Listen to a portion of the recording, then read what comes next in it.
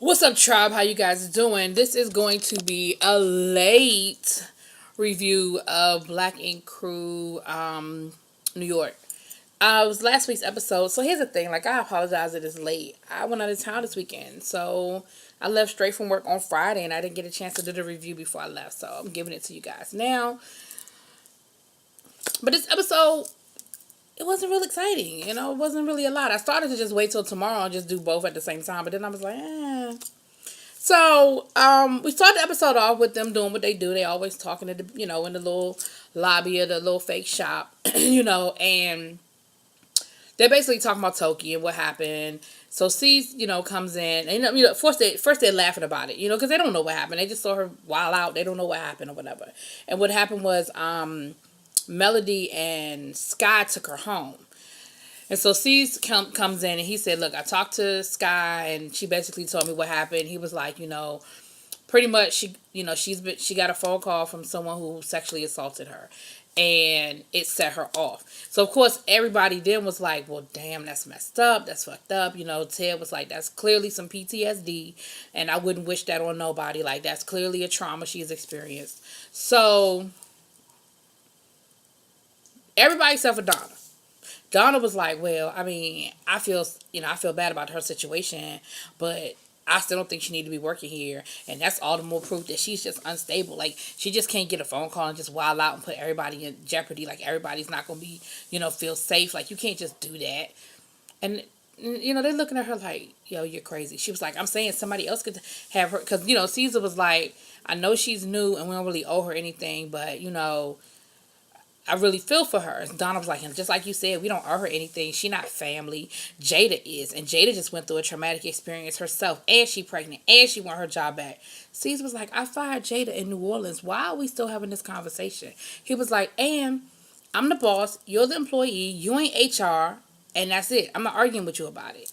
So he, that's the end of that conversation for now. So then Donna gonna come back in like maybe the next day or 2 days later and basically give him an ultimatum and be like, either you gonna hire Jada back or I'm quit. Cease was like, all right, then bye.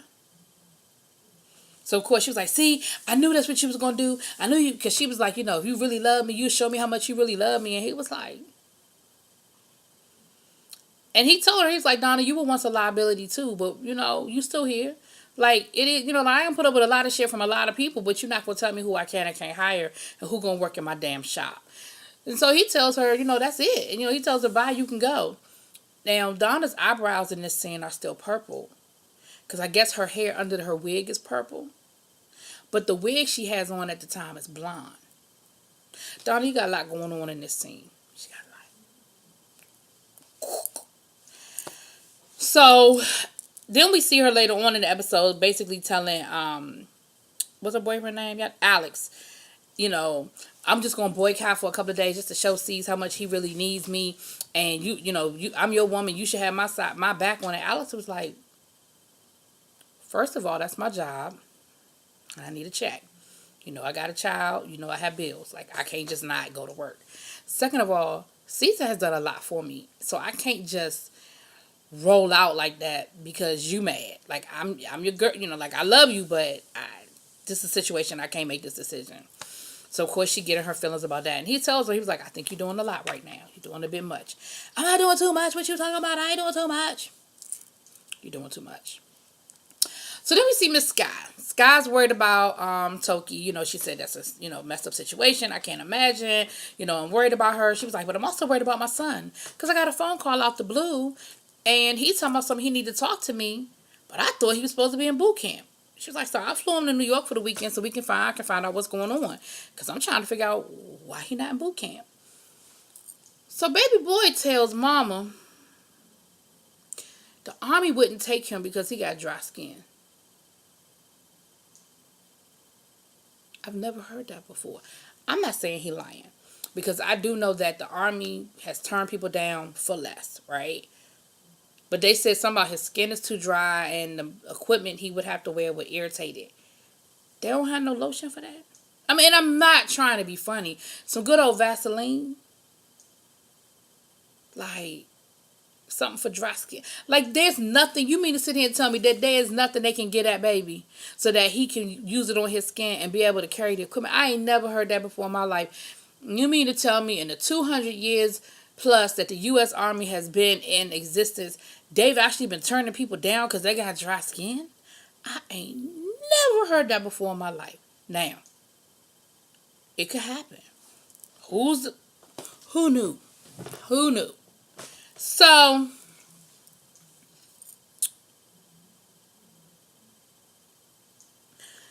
he also tells her that he's been talking to Genesis and he really wants her and Genesis to talk. And she was like, I love my son and I want a relationship with my son. She said, but I'm not going to put myself in a situation again for him to cuss me out or him to, come at me or for him to just sit there and be staring at me. She was like, I love him, but at a certain point, we have to just figure out that we're going to accept what happened and move forward because I just can't keep putting myself through that. She said, but I'm glad that you guys are starting to build your friendship again or relationship again because I was feeling guilty that he wasn't messing with you because you chose to have a relationship with me. So I'm glad that y'all are actually talking again and y'all are building a relationship. Well, Genesis is in New York that weekend for a music festival because Genesis is getting into rap now. And we see Genesis and, what's his name? Desi. D. They're talking and, he tells him the same thing. Like, look, I think you and Ma need to talk. Like, I think, at this point in time, y'all need to just come together and figure it out, But let me tell you something. Genesis looks a lot better. Y'all notice, and his skin is clearer. He looks a little more, a little fuller, like as far as like not fat or nothing. Look like he done picked up a few pounds in the right places. I think maybe he was on something, or he was really because he looks so much better. This scene in this episode, I mean, his skin is cleared up. Remember all the acne and stuff, and his eyes look. I think maybe something was going on with that baby. I think maybe he was strung out, maybe smoking a little bit too much, well, whatever, popping a little some woo woo, whatever, maybe even drinking too much. I don't know, but he looks better. Like when I saw him in that first scene, I was like, he looks better. But he basically is saying, look, I'm kind of interested in maybe trying to build something with her, but we're going to have to talk first. Like, there's some things that really need to be said first. And so, D was like, all right, I can make it happen. Like, we're gonna make it happen, right? So then we see Miss Toki. Toki says that she feels really bad. She's embarrassed about what happened, and that C's gave her a couple of days off, but she doesn't even know if she'll be able to even face them at this point because she's really, really embarrassed, about how the whole thing went down. And then she has a client come over for some body painting. I still don't get the whole body paint thing for pleasure. Like, I don't get it. Like, so you sit there, you get your whole body painted. How long does the paint stay on? Like, the minute she takes a shower, is it going to come off? It was, she got her back painted like a Buddha. It was pretty and everything. I could see that for a party or for an event. But just for some GP, because I feel like having my back painted, I don't really get it. Because I'm just thinking, like, the minute you take a shower, doesn't it wash off? Does it last? Is it like henna and it lasts a couple of days? I don't know. But anyway, it helped her, it helped her release some things and she's processing. And y'all know how they do the whole montage where she's doing the paint and she's talking about everything and all that. You know how that goes. All right, so let's go over to Bae and her mama, and we're going to knock this one out real quick. Bae got her mama living there, and Bae mama's doing what mamas do. She's sterilizing the bottle, she cooking the meal, she washing the clothes. Like, she's really helping Bae as far as the baby side of it is concerned. But, of course, her and Rob are still having some breakdowns because, one, it's a language barrier. And two, I don't think she like him too much. You know what I mean? He's not Korean. He's not what, she thought. And she feels like he's disrespectful because little things that he does, like not taking his shoes off and stuff like that. But again, if they could communicate with each other and not have to go through Bae with her lying ass telling her, oh, she said she like your shoes. No, that is not what she said. She said he needed to get his feet off the damn table, right? Maybe some things will be eliminated. But we see where he comes home from work. He tries to speak to her. She's cooking dinner. And then she creates a clothesline that goes across the living room in front of the TV and blocks him while he's watching TV. We also see where she takes all of his junk food and throws it. She done threw away all his junk food. He was like, she did what? You did what? You threw away my cookies, my chips. Why he pulled that shit? Corn dogs, all of that. He pulled it right out the trash can and put it right back in the freezer. He was like, oh, I'm going to eat these. So they were having this conflict, and basically he ends up like throwing the pillow down, and the mother, of course, calls Bay and says that was just disrespectful. And he's like, and he leaves. Like, he storms out of the apartment like, I can't do this. Well, then the next thing we see is him dressed up in, traditional, she said the right name and I don't remember it. And he's cooking a traditional Korean meal, and he's showing her that he's trying to respect the culture and everything. And, he even learned some Korean so he could say a few things to her in Korean. And, so when it was over with, she kind of gives him the thumbs up and the smile. He goes to hug her. And look, her ass don't know no English, but what she did know was, don't touch me. I fell out. I said, she don't know no other English, but she know don't touch me. Because she sure told his ass to get up off her. But he's making an effort. It was all good. It's cute. Whatever. Let's go back to our regularly scheduled programming. So, we see young Bae. She finally... oh, no. I'm sorry. So... Because this the only reason why I'm going to tell y'all about this part is because it was funny. So, we see the fellas talking. And Caesar is telling them... Well, no. I'm telling you more. But anyway... Caesar is telling them about the whole ultimatum that Donna gave him. But why they make this comment talking about some, Donna's just crazy. She be tripping. Why she get her ass fixed before she got them teeth fixed? I said, oh, that's funny. They were like, why would you get your ass done before you get your teeth fixed? Now, as someone who was in the process of trying to get some dental work done,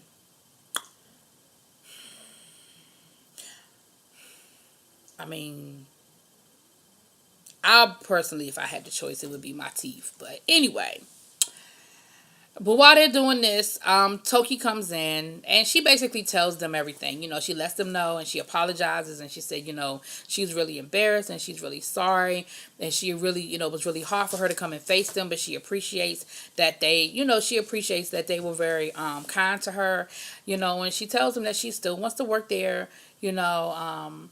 And she apologized to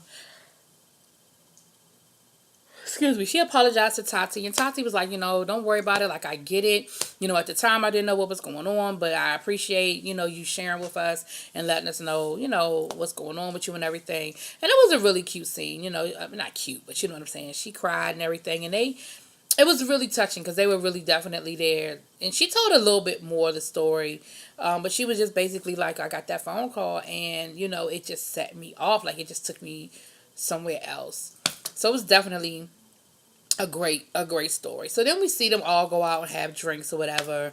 Bae is actually there. She said, it's the first time I've had a chance to really hang out. Now that I got, Rob and my mom are cool. And I got my mom there. I got a babysitter. So they go out drinking and Bae's getting screwed. She's like, look, I'm going to drink and I'm going to drink and I'm going to drink some more. Because this is the first time I've been out since I had the baby. I'm going to let loose. So they are all having a good time.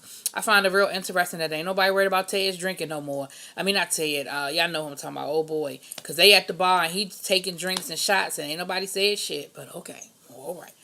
I guess we forgot about that storyline for right now. Okay. Well, then we see Ted and Tati go outside. Next thing you know, they out there kissing in front of the window for everybody to see. So clearly they are no longer interested in keeping this a secret. And everybody sees them like, oh, what is that? Oh, yeah, good. And old boy was like, damn, what is his name? Not Ted, the other one. The one that got the drinking problem. He was like, man, I've been peeped that. He was like, I've been picking up on that for a minute. He was like, I noticed that they've been doing that. I noticed what they've been doing. I noticed that they've been hanging out for a minute. So, but it was fun. Everybody was there and they all had a good time. And even Toki showed up and she was, she was cool in the life, not life of the party, but a good time. And, and Caesar was like, I really wish Donna could see this side of Toki, see the fun loving, because she's really a fun person to be around. She's really cool once you get to know her. And, obviously she's in a better place now. She's processed, at least for now. I'm not saying forever because it's an ongoing process. But they had a good time. They really did. They really looked like they had a good time. So then we see them at the shop. Sky comes through with Desi. Desi, whatever the baby name is. And they get to flirting with him and everything. And Sky was like, what y'all gonna do is back up off my son. I said, I know that's right, Sky. You better keep them hoes away from your baby. And then here comes Genesis. So Sky's like, what's this? Like, what's going on here? And Genesis was like, look, I invited him here. I mean, Desi was like, look, I invited him here because I really feel like y'all need to talk. Y'all need to go ahead and talk. And, I'm here and it's going to be what it's going to be. And so Genesis was like, can I talk to you outside? So, Sky goes outside with him. And he looked so much better, y'all. He just looked so much better. And he tells her, he says, look, I apologize. He said, I was angry, but I was more hurt than angry. And I know I was wrong. I know I came at you wrong. And for that, I apologize. He said, it hurts, and when I saw you were doing this and doing that, it hurt, but I want to let you know that I do want to try. I do want to have a relationship with you. I love you. And honey, you could have bought Sky for a nickel. She fell out. She was boo-hooing. They was hugging. She said, I love you. You know I love you. I mean, it was great. It was a great scene, but the fact that he was able to process and push past it and understand that he has a right to his feelings, but the way he chose to express his feelings probably wasn't the most conducive. So it was cool. It was good. I was glad to see that we stayed with this storyline. And it looks like even going into tomorrow's episode, there's going to be a little bit more interaction with them. Because, again, that's not going to happen overnight. It doesn't change overnight. But I could definitely understand the anger. But like he said, I was more hurt than angry. Which is understandable, too. So, anyway, y'all, that's Black Ink Crew. I know it's late, but we here now, boo. Let me know what y'all think. Peace.